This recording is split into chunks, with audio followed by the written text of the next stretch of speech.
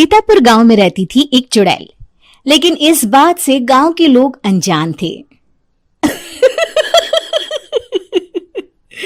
जब तक पूरे गांव की एक एक औरत के गहने मेरे पास नहीं आ जाते, मैं इस गांव को छोड़कर नहीं जाऊंगी, चाहे इसके लिए मुझे लोगों को गायब भी क्यों ना करना पड़े। दूसरी तरफ गांव की औरतें बात कर रही थी। अरे सुन रही हो, ये देखो मैंने कल ही नया हार बनवाया है सोने का, कैसा लग रहा है? बहुत ही अच्छा है ना, पहले तुम पहनो, फिर शादी में अपनी होने वाली बहू को दे देना। और क्या, सोने चांदी का यही तो फायदा है, जितना पुराना उतना महंगा।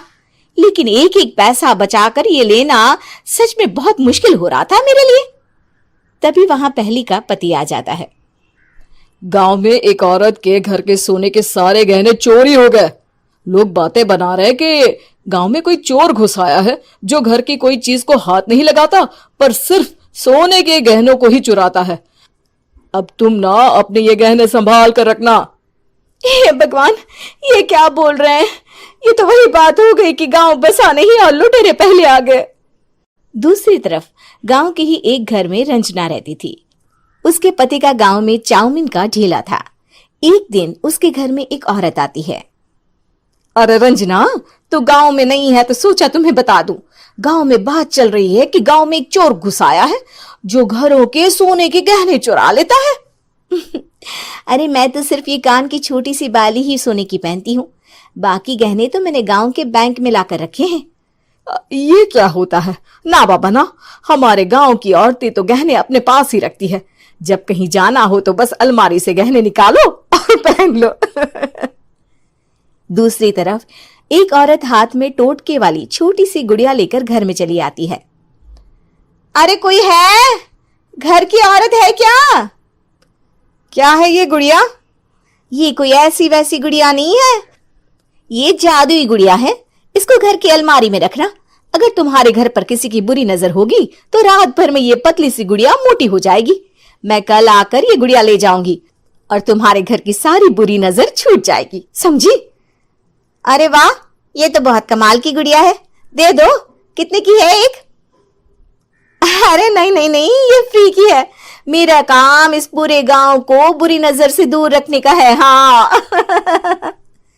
भली औरत उसके हाथ से वो गुड़िया लेकर अलमारी में रख देती है। लेकिन अगली सुबह जब वो उस गुड़िया को देखती है तो पतली सी गुड़िया मोटी हो चुकी होती है। हे भगवान, ये क्या? किसने मेरे घर को बुरी नजर से बांध रखा था? तभी वो गुड़िया वाली भी आ जाती है। मैंने कहा था ना, घर पर बहुत ज्यादा बुरी नजर है, लाओ ये गुड़िया मुझे दे दो। औरत वो गुड़िया उठाकर उसे दे देती है। गुड़िया हाथ में आते ही वो औरत उसे लेकर सीधे गांव के बाहर की खाली हवेली में चली जाती है और साधारण औरत से चुड़ैल बन जाती है। अरे पगली, गांव वाली इस गुड़िया के पेट में तेरे घर के सारे गहने हैं। इतना बोलकर वो गुड़िया को फाड़ देती है और सारे गहने निकाल लेती है। वहीं दूसरी तरफ, हे भगवान, मेरे घर के सारे गहने चोरी हो गए। उस औरत के घर के आसपास लोगों का जमावड़ा हो जाता है और लोग बातें करने लगते हैं। लो जी, ये भी घर गया। पता नहीं कौन चोर है जो इतनी होशियारी से गहने चुरा लेता है। कुछ समझ में नहीं आ रहा कि कौन है। लोग तो घर से कहीं जाते भी नहीं है, न ताला लगे न घर खाली हो, फिर भी रातों रात गहने चोरी हो जाते हैं। अरे हम तो कहते हैं लोगों को बारी बारी चौकीदारी करनी चाहिए, चोर को तो पूरे गांव वाले मिलकर पकड़ ही लेंगे। लोग बारी बारी घरों की चौकीदारी भी करते हैं, लेकिन चोरी होने का सिलसिला रुकता ही नहीं। फिर एक दिन रंजना के पड़ोस से भी रोने की आवाज आती है। अरे आज ही घर की बुरी नजर उतरी और आज ही सारे गहने भी चोरी हो गए। कैसी बुरी नजर? क्या हुआ था? तभी वहां उस औरत का पति भी आ जाता है जिसके घर में गहनों की चोरी हुई थी। हाँ, मेरी बीवी ने भी किसी गुड़िया को घर में बुरी नजर उतारने के लिए रखा था, लेकिन अगले दिन गहने चोरी हो गए। अब रंजना को कुछ कुछ बात समझ में आ जाती है। वो गांव वालों से कहती है, देखिए अब आप लोग चिंता ना करें, जल्द ही चोर पकड़ा जाएगा। उस नजर उतारने वाली गुड़िया को आज मेरे घर कोई भेज देना। फिर क्या था, चुड़ैल को लोग रंजना के घर भेजते हैं। पहली बार देखा है कोई खुद लुटने को तैयार बैठा है। तो तू है जिसे घर की बुरी नजर उतारनी है? ये ले गुड़िया, ये सुबह तक मोटी हो गई तो समझो तुमको और तुम्हारे घर वालों को नजर लगी है। हाँ हाँ, मैंने काफी सुना है। तुम ये गुड़िया मेरे घर छोड़ देना। अरे क्यों नहीं, कल सुबह आऊंगी जब गुड़िया तुम्हारे घर की सारी बुरी नजर लेकर मोटी हो जाएगी, ठीक है? अब क्या था, रात को रंजना ने पूरी नजर गुड़िया पर रखी। वो अपने पति और गांव के कुछ लोगों को घर की खिड़की से घर के अंदर नजर रखने को कह देती है, और फिर जो नजारा सब देखते हैं वो हैरान करने वाला होता है। गुड़िया धीरे से अलमारी खोलकर बाहर आती है।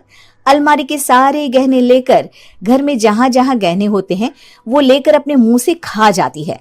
वो जितने गहने खाती उतनी ही मोटी हो जाती और फिर अलमारी में बंद हो जाती है। गांव वाले डर के मारे वहीं बेहोश हो जाते हैं। लेकिन सुबह जब वो औरत गुड़िया लेने आती है, रंजना उसका सामना करती है।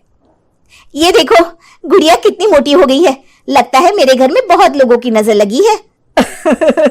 लाला ये गुड़िया मुझे दे दे, अरे बहुत कीमती गुड़िया है ये। तेरे घर की सारी बुरी नजर मैं गांव के बाहर वाली हवेली में फेंक आती हूँ। शाम को फिर लोगों के घर इसे लेकर जाना है ना, इसमें तो मेरी जान बसती है, जान। रंजना गुड़िया को चुड़ैल की तरफ बढ़ा देती है, लेकिन फिर वापस ले लेती है और गुड़िया के हाथ मोड़ देती है। जैसे ही गुड़िया के हाथ मोड़ती है, चुड़ैल का हाथ भी मुड़ जाता है। अच्छा, तो ये वो गुड़िया है जिसमें तुम्हारी जान बसती है। अब सुन चुड़ैल, तेरी सारी हकीकत सबके सामने आ गई है। या तो गांव वालों के गहने लौटा दे, नहीं तो मैं इस गुड़िया की गर्दन मोड़ दूंगी। चुड़ैल डर जाती है। अरे नहीं नहीं, मेरी गुड़िया दे दो, मैं सबके गहने वापस कर दूंगी।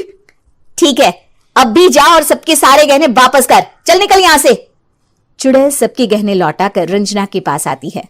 ला दे मेरी गुड़िया रंजना, इसके अंदर के गहने निकाल ले, लेकिन ये गुड़िया वापस दे दे। लेकिन रंजना जानती थी कि जैसे ही गुड़िया चुड़ैल को देगी उसकी शक्ति वापस आ जाएगी। चुड़ैल, तू तो चुड़ैल ही रहेगी, ये मैं जानती हूँ। अरे नहीं नहीं नहीं, मैं गांव छोड़कर चली जाऊंगी, किसी को परेशान नहीं करूंगी, वादा करती हूँ मैं। लेकिन रंजना उसकी एक बात नहीं सुनती और गुड़िया का सर उसके शरीर से अलग कर देती है। चुड़ैल सर अलग होती ही गायब हो जाती है। गांव वाले रंजना के साहस और बुद्धि की खूब प्रशंसा करते हैं।